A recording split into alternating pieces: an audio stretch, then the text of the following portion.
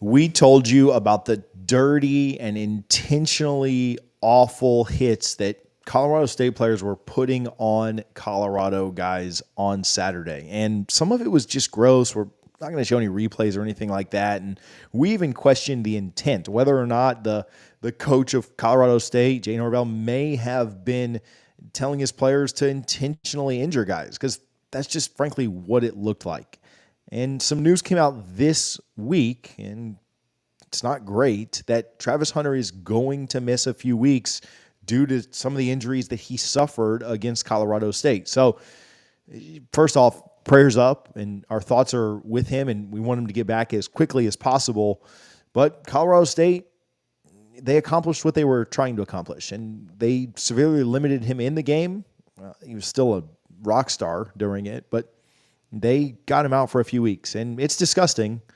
But that's not the end of the road. That's not the end of the line, and that's not the end of what we're going to talk about. We think that there's maybe some surprising ways that Travis Hunter can still very much help this team over the next couple of weeks when they play some of their toughest competition. And so we're going to talk about those ways today. But again, if you're watching this, if you're listening, do us a favor. Just comment below, prayers up for Travis Hunter. I believe in that. I believe in the power of putting that out there, and if you're a praying person, pray that you would remember him, because we certainly don't want to see kids injured. We certainly don't want to see kids hurt. I think that's important to do. So I'm not trying to sell you anything in this video or ask you for anything. I just want you to comment some well wishes down below, and I don't know if he'll ever see him or not, but I think it's good to put that out there. But I do think it's important to talk about the ways that he could potentially help this team even while sidelined with injury. I think that it's very important that, number one, he's going to be on the sideline supporting his teammates more. He is an excellent motivator, and so he'll be invaluable on that sideline. Now, I know he'd be more valuable out on the field making plays. I get it. But he is an extension of Coach Prime, just like Shedeur is, just like Shiloh is. He's probably the closest to Coach Prime outside of those two guys. And I believe that what he brings from almost another coach on the field and coach on the sideline perspective, as well as the motivation perspective, is really important. Colorado is going to be a big underdog the next 2 weeks against Oregon and USC. There's just no doubt about that. These will be the best two teams that they play all year. There's no doubt about that either. And it's going to be tough. And you would love to have Hunter out there. But he wants to win as much as anybody else in those stadiums. And he wants to win as much as any of us that talk about the team or cover the team do. And I promise you that his motivating and his coaching and his support of his teammates on the sideline is not going to go unnoticed. I also believe that it's going to do something else. It's going to force the team to adapt and change their strategy just a bit. This adaptation is going to be something that Oregon mostly, and then USC somewhat as well, have to prepare extra for. Coach Prime and the offense, the defense are going to have to do different things and more strategic things than just lean on Hunter at all times. This could be somewhat unpredictable. This could be something that Oregon and USC in a subsequent week may not be expecting. Now, is it enough to just say, oh, it's something that they're not expecting, and so that's an automatic Colorado win? No, absolutely not. But it does provide a new wrinkle. It does provide opportunity for other guys to potentially step up. You've seen what Horn has done. You've seen what Weaver has done. You've seen what some of the running backs have done. It provides an opportunity for other guys to step up and make some plays. And the strategy of the Colorado game plan will change. Will Oregon or USC be ready for that change? The third way I think it could potentially help is it creates a sense of unity and camaraderie around the team. Players are going to want to rally around Travis Hunter, their fallen brother right now, and fight harder. Nobody believes in them winning this game anyway, but they certainly don't believe in them with Travis Hunter out. They certainly don't believe in them with their best player. Maybe that's arguable. Maybe you could argue Shedeur Sanders or him. But they certainly don't believe now. And If you've played any kind of sports at any kind of athletic level, whether that's high school, college, wherever, you know the motivation that comes from one of your best players being out. Is it enough to pull an upset? Is it enough to put Colorado over the top? I'm not saying any of that.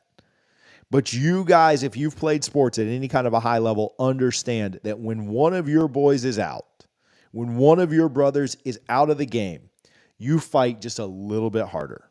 You push just a little bit harder because you're no longer just fighting for yourself. You're no longer just fighting for your team. You're no longer just fighting for Buff Nation. You're no longer just fighting for Coach Prime. You're almost exclusively fighting for Hunter. You know how bad he wants to be out on that field. You know how bad he wants to be out there making the plays. And so you fight even harder because he's out. How many times have you seen a team defy odds and find a way to win when the chips were stacked against them? It happened just the other day in the NFL. We talked with you guys about Aaron Rodgers. He goes down and the Jets play their tails off against a really good Bills team that they were underdogs. They were underdogs going into the game with Rodgers fully healthy. And he goes down early, and what does the team do? They rise up and they play for Rodgers, and they find a way to win. Now, does that happen against Oregon? Does that happen against USC? We're going to find out in a few days. But don't underestimate the way that this team will rise up and play together with Hunter out. Another way that it helps the team maybe in the long term is it gives Hunter a chance to heal. And I know that that stinks. I know it sucks that that kid's not going to be able to play. I know it's even worse that it was dirty plays that took him out. If he'd had just gotten hurt in a regular football play, you tip your cap and you say, man, that's unfortunate. But I know that it hurts because it was so dirty and it was so malicious and it was so intentional.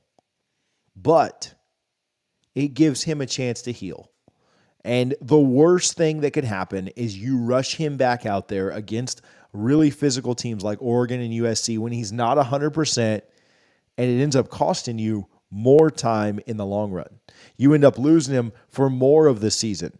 Hey, I really want to beat USC, and I really want to beat Oregon. But at the end of the day, your record is your record, and it doesn't matter who you beat or who you lost to. If you finish with 8 wins or 4 wins or 10 wins, your record is your record. And so would I want to risk Hunter's health to pick up some big wins, but then maybe lose him for the rest of the year? Or do I want him to heal in these 2 games when he's not 100% and be ready to go for that stretch run? I'd almost assuredly rather have the second part of that. I'd almost assuredly rather have him for longer down the stretch run. It stinks, guys. It is brutal. But we're not going to whine. We're not going to moan. We're not going to complain. We're not going to cry about this. We're going to pull ourselves up by our bootstraps. We're going to prepare like crazy for Oregon. And then the entire nation is going to tune in at 3:30 Eastern on Saturday to watch the Buffs and the Ducks. That's just what's going to happen. And Coach Prime is not crying about this. Shedeur Sanders is not crying about this. The team is ready. The team is going to prepare. The team is going to install new things. The team is going to be creative. The staff is going to be counted on to do their very best to get the team ready. And we'll see how it all shakes out. I wish Travis Hunter was out there. First of all, I wish he was out there because he's a heck of a fun player to watch. Second, I don't ever wish for a kid to get injured. Third, I think it's good football. Who doesn't want to see your best and our best and head-to-head and go? But that's just not what we're getting this week. Unfortunately, that's not what we get. But I will tell you this. If you've made it to the end of the video and you haven't already commented, prayers up for Travis or whatever well wishes you want to send him, do that for me right now because that's more important than any ad or any ask you to subscribe or any thumbs up or what. I don't care about any of that today. You don't have to subscribe. You don't have to go sign up for this. You don't have to go click this button. Send some well wishes to Hunter down in the comments. If you've never commented before, this is the most important one to do it. Thank you guys as always for watching the prime time for college football.